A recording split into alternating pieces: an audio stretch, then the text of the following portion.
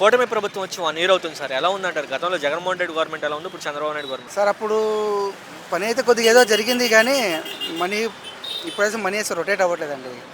పనులు ఏం జరిగినట్టు ఏం కమ్మట్లేదు. అది అంటే మరి సంపద సృష్టిస్తున్నామని చెప్తున్నారు. మళ్ళా గవర్నమెంట్ ఇప్పుడు ఉన్న గతంలో కంటే ఇప్పుడు అందరి ఆదాయం కూడా పెరిగిందని చెప్తున్నారు చంద్రబాబు నాయుడు గారు. ఏమోనండి నాకైతే పెరగలేదు. అంటే ఆదాయం పెరగాలంటే యాక్చువల్గా ఆర్గనైజేషన్స్ పెరగాలండి. జాబ్స్ కొత్త కొత్త జాబ్స్ రావాలి.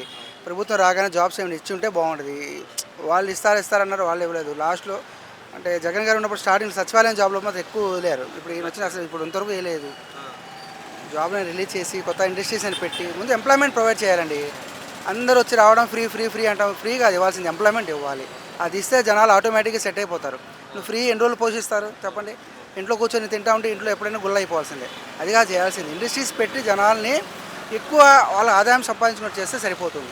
అది సార్ మీరు చూశారు కదా, ఫస్ట్ తారీఖు నుంచి కూడా ఈ నెల రేషన్ బండ్లు కూడా బంద్ చేస్తామని చెప్పడం జరిగింది. ఎవరైతే ఉన్నారో నాదర్ల మనోహర్ గారు. నాకు అంత ఐడియా లేదు సార్ దాని మీద. సార్ రేషన్ బియ్యం అనేది ఇంటి వద్దకు రావడం బెటర్ అంటారు, షాప్కి?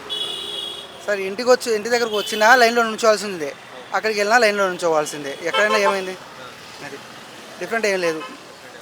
దానివల్ల బళ్ళు పెట్టి ఎక్స్ట్రా డ్రైవర్స్ పెట్టి ఇంకా లాసే తప్ప ప్రాఫిట్ లేదు.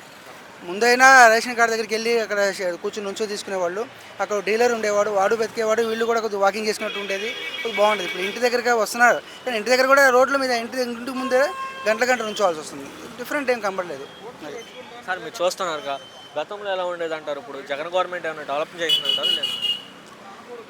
అంటే జగన్ గారి గవర్నమెంట్లో నేను చూసింది ఏంటంటే స్కూల్స్ కాలేజెస్లో మెయిన్ కాలేజెస్ గవర్నమెంట్ కాలేజ్లో డిజిటల్ ప్యానల్స్ పెట్టారండి. అంటే నేను ఒక టీచర్గా చెప్తున్నాను. చాలా గవర్నమెంట్ కాలేజెస్కి వెళ్ళాను. అక్కడ చాలా వరకు డిజిటల్ ప్యానల్స్లో స్టడీస్ చెప్తున్నారు. అది బాగా ఉంది. మిగతా ఏం చేశారా లేదా అనేది నాకు అంత ఐడియా లేదు కానీ, ఎందుకంటే మేము దాంట్లో ఎక్కువ ఇన్వాల్వ్ అవ్వము. బట్ కాలేజెస్ ఎడ్యుకేషన్ పరంగా చూస్తే అది చాలా బాగుంది. స్టడీ పరంగా అది బాగా నచ్చింది నాకు.